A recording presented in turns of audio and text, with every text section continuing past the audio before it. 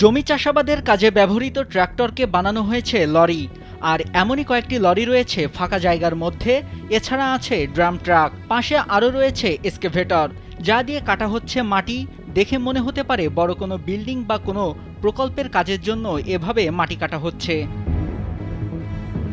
তবে বাস্তব চিত্র ভিন্ন। এটা কোনো প্রকল্পের কর্মযোগ্যের দৃশ্য নয়। এভাবে প্রতিনিয়ত অবৈধভাবে মাটি কেটে বিক্রি হচ্ছে ইটভাটায়। এতে জমির যেমন ক্ষতি হচ্ছে, তেমনি পরিবেশেরও ক্ষতি হচ্ছে। তবে একদল প্রভাবশালী এ কাজের সঙ্গে যুক্ত থাকায় এভাবে মাটি কাটা বন্ধ করা যাচ্ছে না। পরিবেশের ক্ষতি করে এভাবে মাটি কাটা হচ্ছে কিশোরগঞ্জ সদর উপজেলার ১৪০০ দরবারপুর এলাকার কোয়াবিলে। এসব মাটি ট্রাকে করে চলে যাচ্ছে উপজেলার বিভিন্ন ইটভাটায়। অভিযোগ উঠেছে, গেল ২০ দিন ধরে কোয়াবিল থেকে ৩টি এক্সকেভেটর দিয়ে স্থানীয় প্রভাবশালী কাজল মিয়া সহ কয়েকজন প্রতিদিন ১০ থেকে ২০টি লরি, ট্রাক্টর ও ড্রাম ট্রাক দিয়ে মাটি নিয়ে ইটভাটায় বিক্রি করে আসছে। স্যান্ডেলিনা সো, রূপচর্চায় আভিজাত্য। এতে গ্রামের একমাত্র চলাচলের রাস্তা ও পরিবেশ নষ্ট হচ্ছে। যে রাস্তা দিয়ে প্রতিদিন শত শত শিক্ষার্থী ও কয়েক গ্রামের হাজারো মানুষ যাতায়াত করে। মাটি কাটার লোকজন বাধা দিলেও তারা প্রভাবশালী হওয়ায় স্থানীয়দের দেয়া হচ্ছে হুমকি। এতে দিন দিন সাধারণ মানুষের দুর্ভোগ বেড়েই চলেছে। শুধু তাই নয়, ট্রাক আটকে বিক্ষোভ করেছে স্থানীয় লোকজন। এই রাস্তা দোলা বাল্য সর্বকিছু ধ্বংস করে দিয়েছে।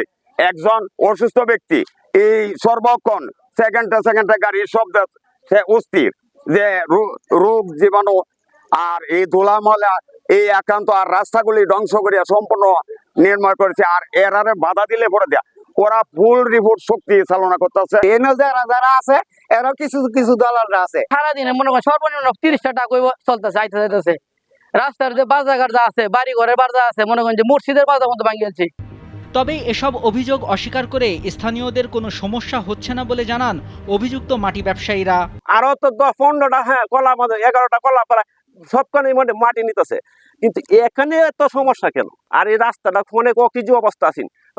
অন্তত 20 গাড়ি রাবি দেওয়া পর্যন্ত সব সমান্তর করছি, যাতে কারো ক্ষতি না হয়, পরিবেশের কোনো ক্ষতি না হয়। এ ব্যাপারে উপজেলা কর্মকর্তা এরশাদ মিয়া বলেন, অভিযোগ পাওয়ার পর পুলিশ পাঠিয়ে মাটি কাটা বন্ধ করে দেওয়া হয়েছে।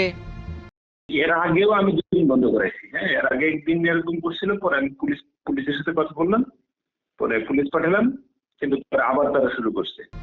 এর আগেও পুলিশ পাঠিয়ে মাটি কাটা বন্ধ করা হলেও কয়েকদিন পর আবারও চালু হয়।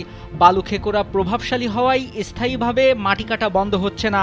তাই দ্রুত তাদের বিরুদ্ধে কঠোর ব্যবস্থা নিয়ে মাটি কাটা বন্ধ করবে প্রশাসন, এমনটাই দাবি স্থানীয়দের। নাইমুল হাসিব, কালবেলা।